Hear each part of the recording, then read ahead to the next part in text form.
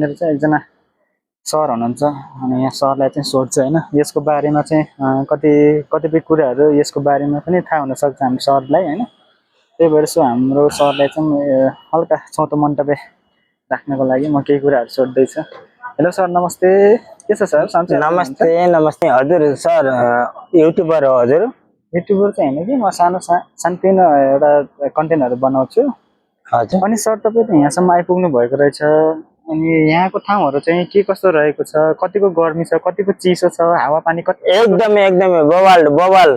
यहाँको ठाउँ भनेको एकदम बवाल है, मलेसिया भनेर चिनिन्छ हैन यो ठाउँ चाहिँ। तर मलेसियाको एक नम्बरै बवाल ठाउँ हो भन्नुपर्छ है। सधैँ 12 मासे चिसो हुने ठाउँ हो। अहिले घाम लागिरहेको छ, तपाईँले देख्नु भएको छ। 5 मिनेटमा तपाईँलाई देखाउँ भने पनि यो ठाउँमा चाहिँ कुहिरो लागेको हुन्छ, एकदमै चिसो हुन्छ हैन। एकदमै मौसम भनेको चाहिँ बवाल ठाउँ हो। घाम भनेको आजै ताप्न पाए जस्तो लागिरहेको छ मलाई।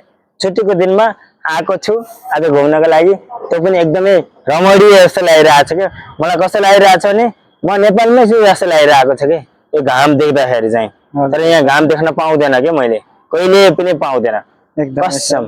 अनि जस तपाईँ यहाँ मलेसियामा बस्दै आइरहेको कति साल जति भयो होला र अहिलेसम्म चाहिँ कतिको बेटर भइरहेछ, कतिको तपाईँले कामहरू कतिको इजी भइरहेछ, अनि यहाँनिर बस्नलाई कतिको आनन्ददायी छ त्यसको बारेमा अलिकति छोटकरीमा बताइदिनुहोस्। एकदमै है, 3 वर्षदेखि बसिरहेको छु हैन।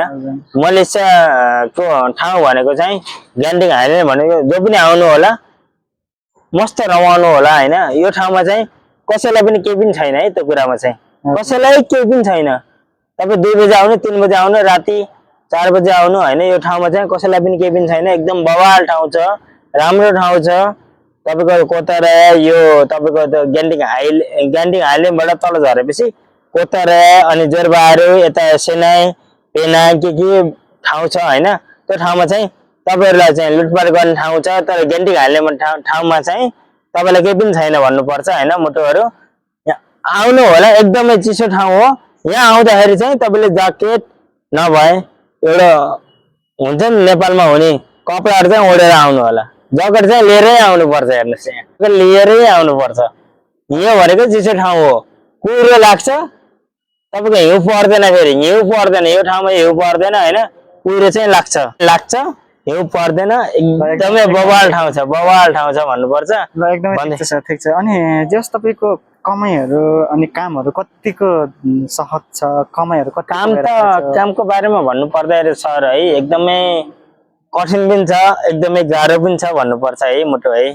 एकदमै गाह्रो छ हैन। हजुरलाई मैले मुटु भनेर चाहिँ हजुरसँग चाहिँ प्रतिस्पर्धा गरिसके हैन। त्यो कुरामा चाहिँ नरिसाउनु होला हैन। किन भनेपछि म पनि परदेशी हो, तपाईँ पनि परदेशी हो हैन। मलाई चाहिँ आफ्नो परदेशी जो पनि छ नेपाली नै छ भन्ने जस्तो लाग्छ कि त्यो कुरामा चाहिँ है। नेपाली नै हो, नेपालीले चाहिँ मसँग चाहिँ यो कुराहरू सोधिरहेको छ, मसँग गरिरहेको छ जस्तो लाग्छ। एकदम बवाल लाग्छ भन्नुपर्छ मुटु हैन। ठिक छ। अब भन्नु पर्दाखेरि अब कठिनाइको कुरा गर्नुहुन्छ हैन, कठिनाइ त कुरै छोडिदिनुस्। नेपालमा हलो जातिको कस्तो हुन्छ अहिले हैन, तपाईले चाहिँ मकै गोडेको कस्तो हुन्छ तपाईलाई अनुभव हो, त्यस्तै हो यहाँ। हेर्नुस् त्योभन्दा बढी हुँदैन है। फेरि तपाईहरुले सोध्नु होला ओ भगवान फलामे उचाल्न पर्ला, यो गर्न पर्ला, त्यो गर्न पर्ला, त्यस्तो केही पनि हुँदैन। त्यही हो, हामीले बारी जोते जस्तो, बारी खने जस्तो, बारी चाहिँ खने जस्तो, अनि बारीलाई चाहिँ मकैमा झार लागेछ भनेर उखाल्न जस्तो, त्यस्तै हो हेर्नु हाम्रो जिन्दगी भनेको। ठिक छ सर, ठिक छ एकदम।